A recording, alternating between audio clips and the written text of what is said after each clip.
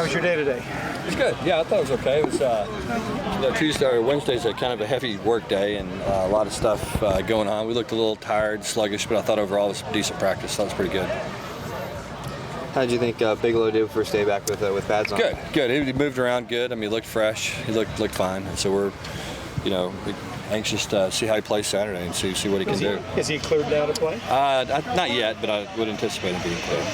Yeah. I think McCain and Lawler both didn't dress. Yeah. I think they'll both be back doing something tomorrow. I'm not quite sure exactly how far and where they're going to be and how fast and all that. We'll see how it plays. Same thing with Lawler. Both got hit in the head. I don't know. I don't think either one of them are very serious. Same thing with Bigelow and same thing with Fort. Fort's good though. I mean, Fort's yeah. Who would be the next running back in line to get carries after Muhammad and Lasco? Copperidge. Yeah, Copperidge. Jeff would be the next guy, and he's actually practiced really well. So I think he's a guy that's deserving of getting some carries, and Irvin and Copperidge I think would carry the load. I mean, I think both of them would do some good things, and but as I said, Copperidge has looked good in practice, and he's a guy that we've talked a little bit about trying to find a way to get involved because he's doing some good things, and same thing with Darren. Harper made one kind of both hands extended catch on the sideline, of course, with that shoulder. Was that kind of good to see that he's... Yeah. I don't think there's much to it. I mean, I think he's going to be sore from time to time, but I don't think there's going to be any lingering problems. Harris was over at the Z, and Austin looked as like the number 2X. Is there? Yeah, we'll flip some guys around depending on what's going on with Kenny, and Drake will probably be the number 2X, but we'll see what's going on with Jack and where Kenny is and what he's doing. So we'll let that stuff play out. What have you seen of Austin? He's only working on the good. Yeah, he's had a good camp. I mean, he's a kid that would probably, quite frankly, be playing a lot of places if he hadn't. We've got a lot of depth right now at receiver, and didn't want to waste a year. But he's capable. He's mature. He's physical. Does a lot of good things. Very consistent. So he's a guy that we'd feel comfortable with if we had to play him. Any update on Jalil? Nothing new. I mean, it's still going to be the same thing. He's working through some pain in that knee, and we're going to get him to the doctor and kind of try to get his take on it. And the thing, all he's got to do is just feel comfortable. I mean, there's nothing medically holding him back other than just some pain. Some pain. Is there a huge difference between the better teams in the football championship subdivision than a lot of the FBS? No. I mean, in terms of talent level and that. There's not much of a difference. I mean, the funny thing about it is, in college football, everybody thinks that, in the SEC they got better players than they do in all these other leagues, and and there's enough good football players to go around for everybody. And whether it's FCS, FBS, 1A, 1AA, I don't even know what they call the stuff anymore.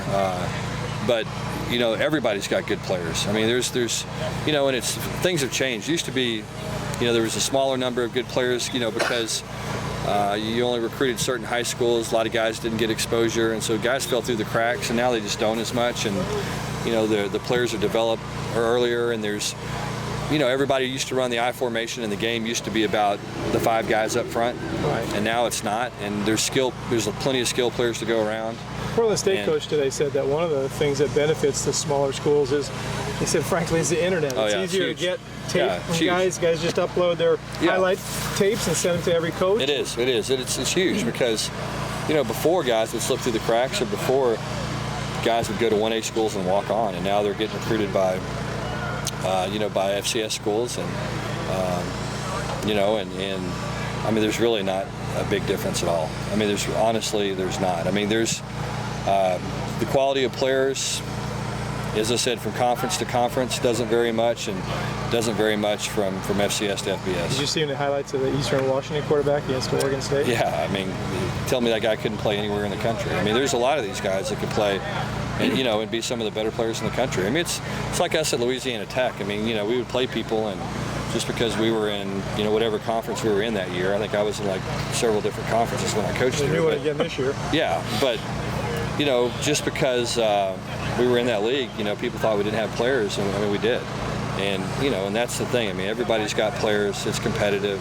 Every Saturday is going to be competitive, and nothing's going to nothing's going to change. I mean, this is going to continue to be the same, and there's not any layups in football anymore. I mean, there used to be able to schedule some games where you could just show up and win. Those don't exist anymore in football. Portland State's got like 10 or 11 guys from D1's. Yeah, and most of the time those guys are heavily recruited guys and good players. And so, I mean, like I said, there's not going to be much of a difference between their players and our players. Is Nick in the same situation as Mustafa Jalil in terms of? Yeah, it's just pain. I mean, he's cleared to play. It's just can he work through it and go? You mentioned a couple practices ago that that at some point you have to think about you shelve these guys or what you do with them. Is there a point in the season when you try and? No, we'll see. I mean, we'll just kind of let it play out and see. And a lot of that depends on how they feel, obviously, and are they starting to make some progress? And that's what we have to wait on. Already used a red shirt here, right? Yeah, I believe so. He'd have to try to apply for basically a 6th year type of thing, which is not a certainty. Right? No, it's not at all. No. Basically what has to happen is he has to lose 2 years due to medical reasons. Jackson talked about yesterday practicing the fake field goal that you guys had used the volleyball, and that was really the only time that you guys are really doing it. What was the volleyball? What is that for? Well, we practiced it primarily during walkthroughs. We just didn't want, we were getting a lot of practices filmed, and we didn't want them to see it on the internet somewhere. Yeah. So we did it during our walkthroughs that we had in the mornings. Just, we practiced it about 100 times, but we didn't want it to. We didn't ever practice it with a football. What's with the volleyball? Is that just for fun, or is that? Well, no, we can't practice with a football. It's because it counts as a practice if you practice with a football.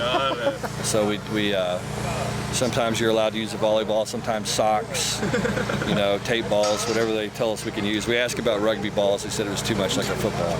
Is your thought that you can never use that play again this year, or do you think that? No. They'll be.